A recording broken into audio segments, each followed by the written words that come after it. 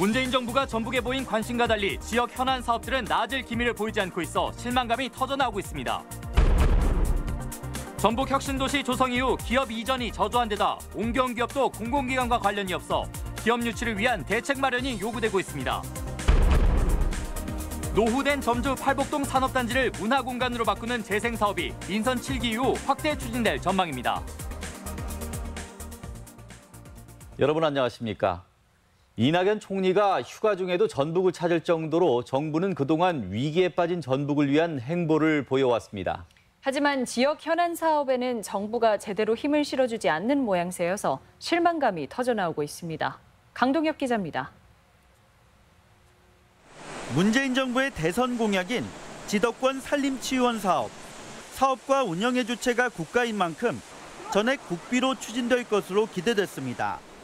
하지만 정부가 난색을 표하면서 전라북도와 진안군이 사업비의 20%인 165억 원을 부담하게 됐습니다.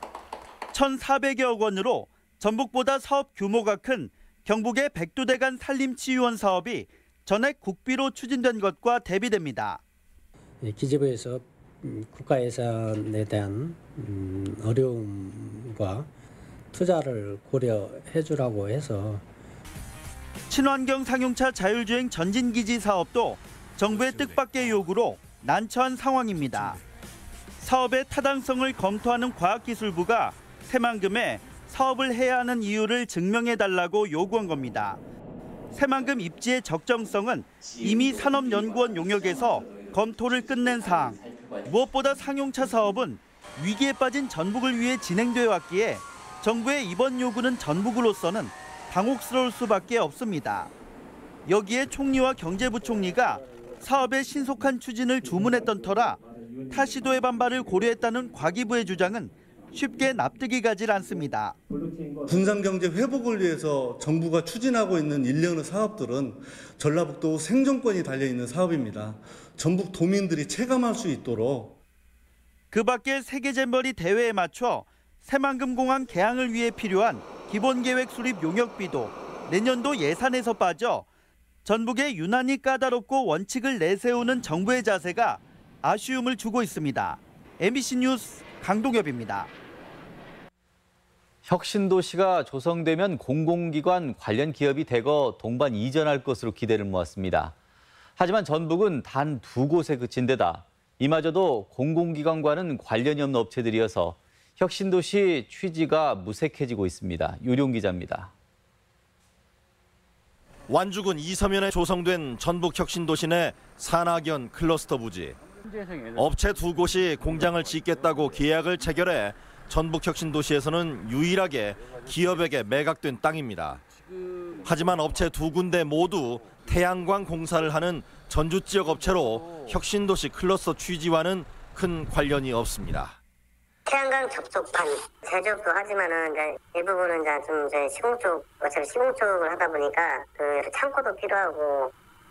본래 클러스터는 농촌진흥청이나 국민연금, 전기안전 등 이전 기관과 협력이 필요한 연구소 형태의 기업 유치가 목적. 농식품과 농기계, 영상 출판, 농생명, 지식서비스 산업 등이 주된 유치 대상입니다. 분양을 맡은 전북개발공사는 이전 기관이 대부분 국가기관이거나 기업과의 협력 사업이 원래 적어 부득이하다는 입장입니다. 제한 업종에 맞는 큰 업체가 들어가지고 혁신도시 활성화에 도움을 줄 수 있기 때문에 그런 업체를 저희가 유치하려고 노력은 많이 했지만 분양이 4년째 저조해 147만 원이던 분양가를 99만 원으로 대폭 낮췄지만 외지 기업은 고사하고 취지에 맞는 기업도 유치하지 못한 것이 현실. 100개 이상의 연관 기업을 유치한 부산이나 광주 전남 혁신도시 등과 비교하면 양적으로나 질적으로나 차이가 너무 커 대책이 시급해 보입니다. MBC 뉴스 유룡입니다. 내년도 정부 예산에 반영된 전라북도 예산은 올해 예산보다 572억 원이 적은 6조 5,113억 원으로 나타났습니다. 특히 새만금 산단 임대용지 조성 예산 등은 제대로 반영되지 않아 전라북도는 국회 심의 과정에서 증액에 노력한다는 방침입니다.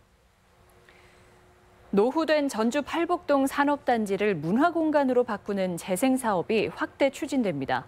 전주시는 1차 재생사업이 성공적이라고 평가하고 있는데 악취 문제 등은 해결할 과제로 남아 있습니다.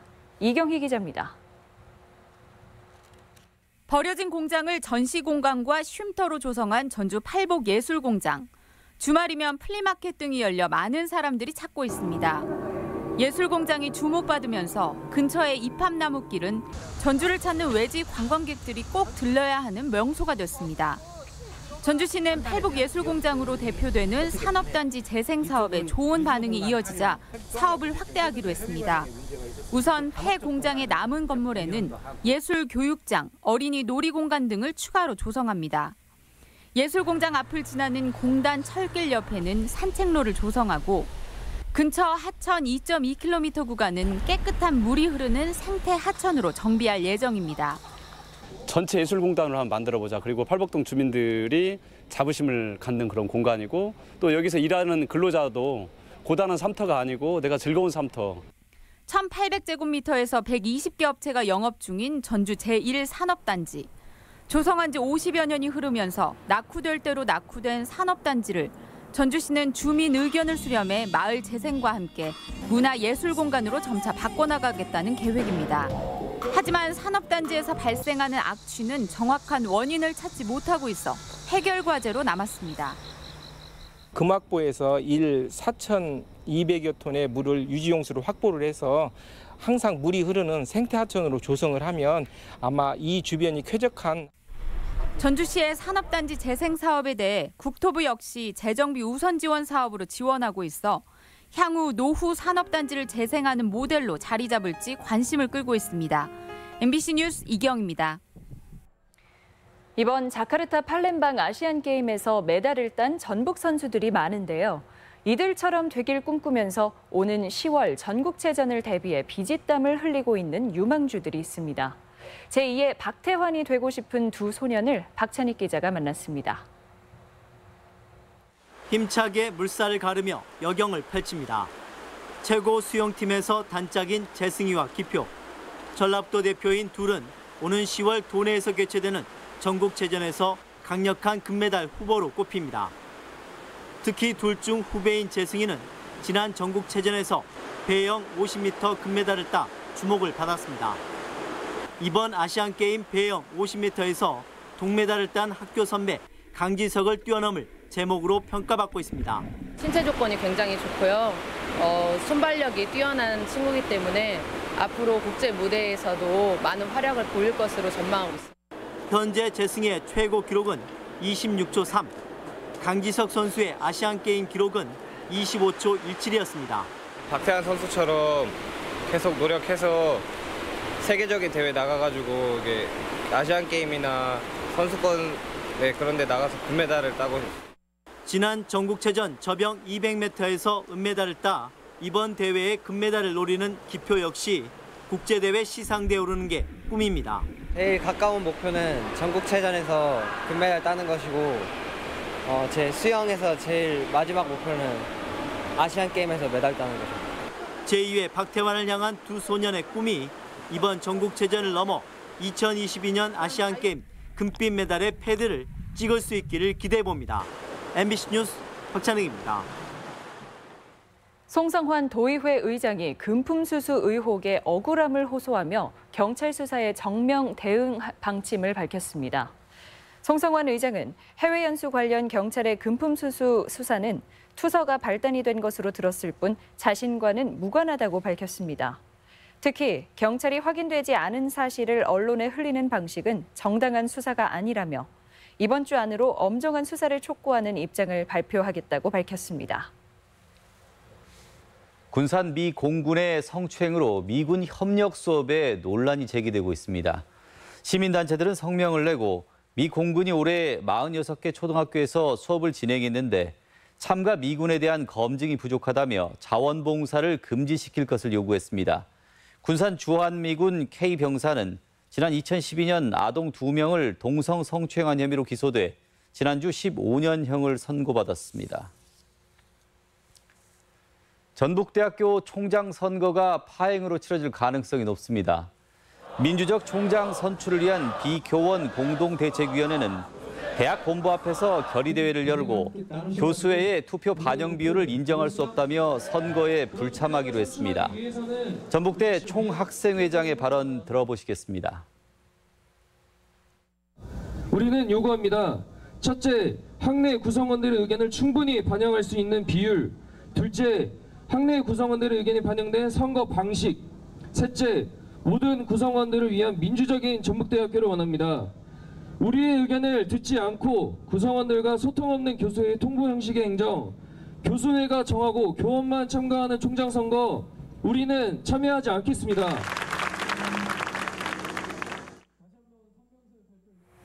간추린 뉴스입니다. 국내 최대 규모의 육가공 시설이 김제에 들어섰습니다.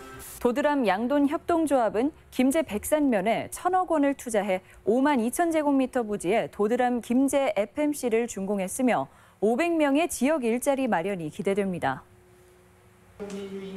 민주노총 전북본부 등 도내 노동 시민단체들은 더불어민주당 전북도당 앞에서 기자회견을 열고 현 정부가 박근혜 정부 시절 전교조 법외노조 결정을 직권으로 취소할 것과 교원 노조법 개정을 주장했습니다. 원광대학교 병원이 재미 대한체육회와 의료 관광객 유치에 나섰습니다. 원광대학교 병원은 오는 10월 익산 전국체전에 200명 이상의 재미 동포 선수단이 예상되는 만큼 최첨단 로봇 수술 장비와 환자 송출 커뮤니티를 구성하겠다고 밝혔습니다. 최근 내린 많은 비로 저수율이 평년 수준을 회복했습니다. 지난 일주일 동안 도내 평균 272mm의 비가 내리면서 농업용 저수지 저수율이 77%로 급등해 평년 저수율 72%를 넘어섰습니다. 간추린 뉴스였습니다. 수도권에 많은 비가 내린 가운데 도내에는 내일 새벽부터 비가 오겠습니다. 전주기상지청은 내일 새벽부터 비가 시작되겠으며 예상 강우량은 30에서 80mm가량으로 예상했습니다. 또 일부 지역에는 집중호우도 예상된다며 비 피해에 대비할 것을 당부했습니다. 숙박업소 주인이 스스로 몸에 불을 질러 중태에 빠졌습니다. 오늘 오전 7시쯤 전주의 한 숙박업소 앞에서 주인 61살 조모 씨가 자신의 몸에 불을 질러 온몸에 3도 화상을 입었습니다. 경찰은 조 씨가 금전 문제로 종업원과 크게 다퉜다는 증언을 토대로 사건 경위를 조사하고 있습니다. 전라북도의 내수면 양식이 전국에서 가장 활성화된 것으로 나타났습니다. 전라북도에 따르면 전북의 내수면 양식 면적은 우리나라 전체의 28%인 250헥타르로 향어와 미꾸라지, 금붕어의 생산량이 많은 것으로 집계됐습니다. 전라북도는 내수면 어업 경쟁력을 위해 도소매와 가공 유통이 복합된 내수면 수산물 산지 복합센터를 설치해 민물고기 클러스터를 조성한다는 계획입니다. 전북과학기술원 설치 법안이 발의돼 처리 여부가 주목됩니다.